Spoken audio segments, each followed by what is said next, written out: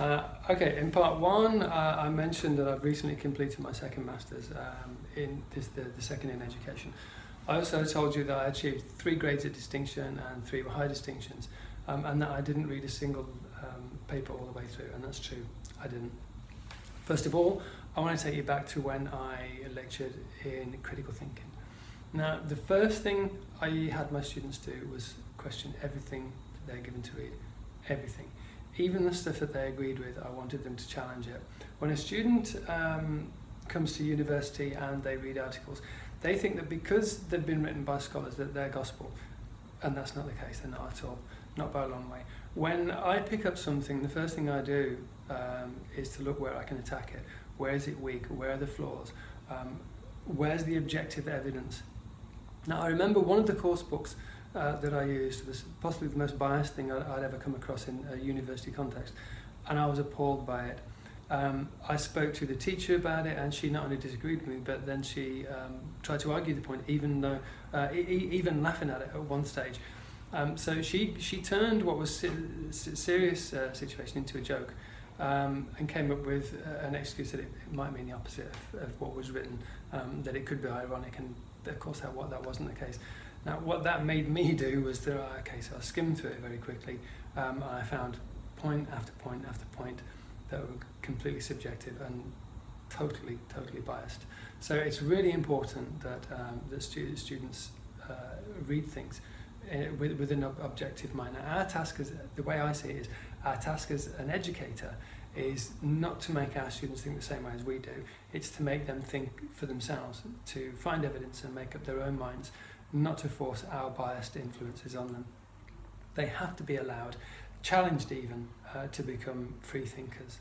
I used to love my early critical thinking lectures, and they're more like group sessions really, rather than lectures, because I wanted the students to input too, and I used to chuck little facts at them, like, did you know that the brain cell for brain cell, mice are the most intelligent creatures on the planet? And they'd look at it, wow, okay, that's interesting.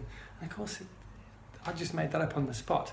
And at the end of class, I'd say, right, okay, do you know the mice thing, blah, blah, blah, and so just because I'm up there as a teacher doesn't mean I'm right all the time. Okay, as a teacher, I need to guide them in a way that they can find the evidence, that they can back the points up, and they come to their own conclusions.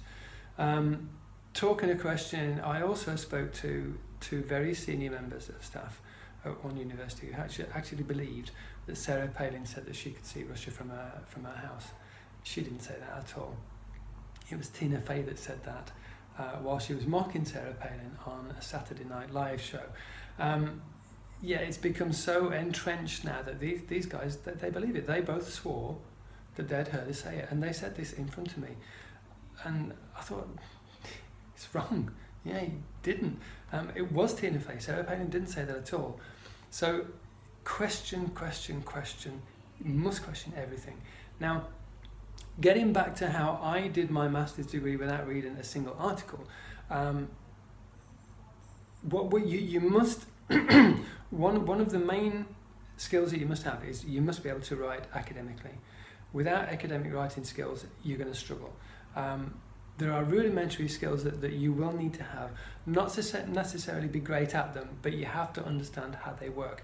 Now, probably the most important of those is knowing how to paraphrase effectively, and this is, I think it's probably the most difficult skill to master in an academic manner. I know that most of the students that began the course, when I gave them the first piece to paraphrase, it was they were almost trying to recreate sentence by sentence, and it's not how you do it at all. And so actually the paraphrasing workshops that I do are the best attended and probably the most successful as well. I think students get more out of those than any others, because it's the most difficult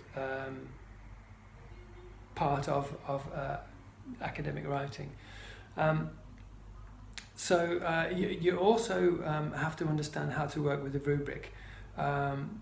Even if you've got relatively poor writing skills, if you know how to work to the rubric, to tick this box, this box, this box, then you're going to get a better grade than you would have if you don't know how to work to the rubric. I mean, that's the same. Even if you're a skilled academic writer, as long as you work with the rubric, then your grade will be good. And the reason I got such good grades is because I worked very, very closely to the rubric, and I'm a very good paraphraser. Then we have to look at the structure. Now, whether it's argumentative or descriptive, narrative, persuasive, whatever essay it is, you need to know how to structure it. The standard is sometimes we start with an abstract, but we always start with an introduction. Then we've got the bodies, and then we've got the conclusion. But again, each paragraph needs to be structured, and it has to flow and be cohesive. Each paragraph has to flow or transition into the next, and it has to have a point, it has to make sense, and of course at the end of it the conclusion has to wrap up in a tight, cohesive and effective manner. Following that, we have the reference list, which is actually the easiest way to score points, and these are points that could mean the difference between a pass and a fail, or a distinction and a high distinction.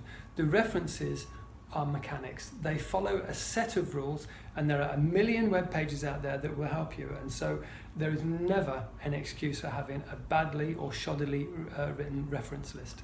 Now, staying with the reference list, there are ways to make it very simple indeed for you to keep a track of and make sure that your references are correct, as well as getting into the habit and learning the correct formula. I'll explain more about this on the referencing and citing clip, which is going to be available in the playlist too. Right, now let's talk about the secret of not reading articles and still getting a decent degree. There are caveats, of course. Some I've mentioned, such as your writing ability. Others are that if you want to have a complete understanding of the subject, then you need to read more. It depends on what you want your degree to do. I mentioned earlier that my TESOL included a unit of curriculum, and so when I redesigned the Teacher Training College English curriculum, I was getting hands-on experience that I could take into roles in education, and it meant I knew what I was doing.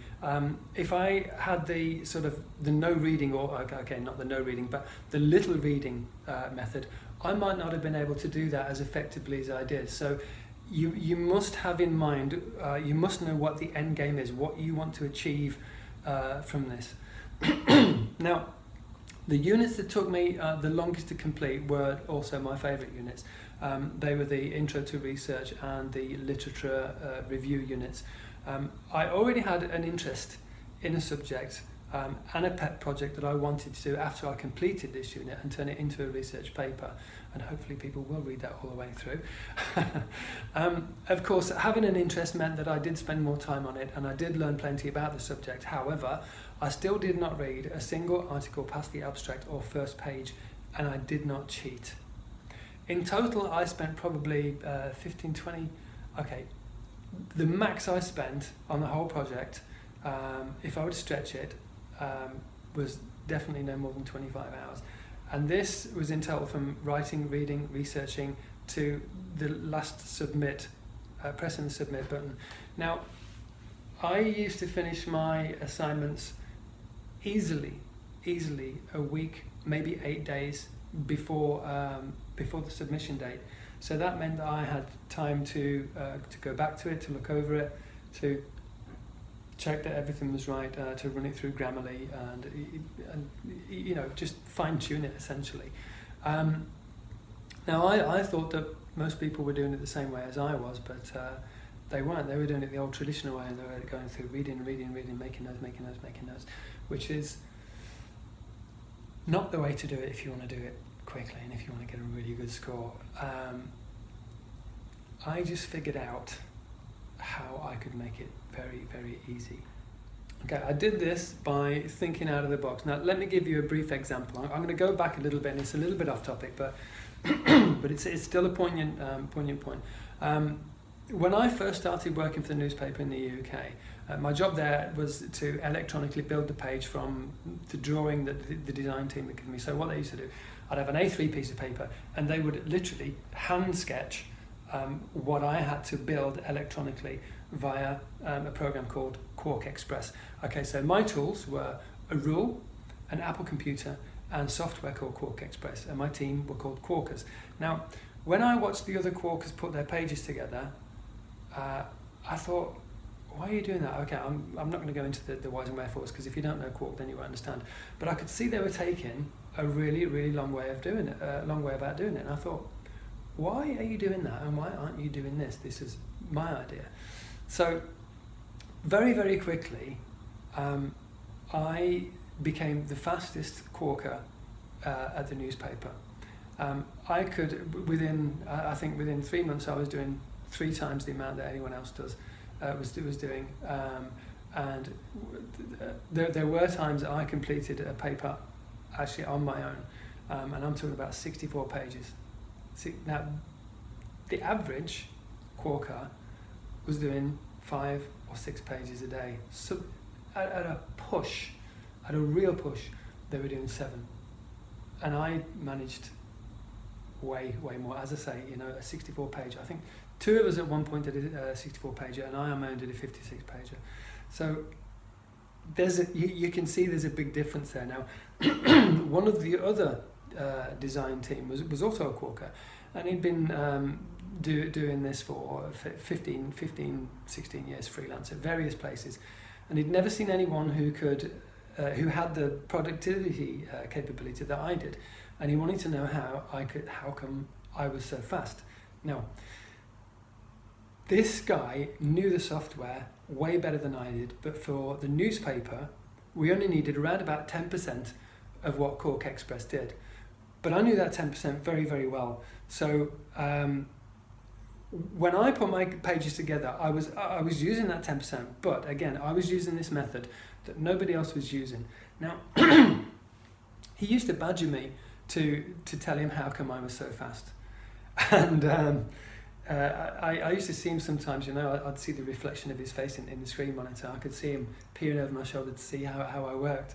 And we went out for a drink one time, and cut a long story short, he swore to me that he wouldn't tell anyone else. I told him, if you tell someone else how to do this, then they're going to be as employable as you.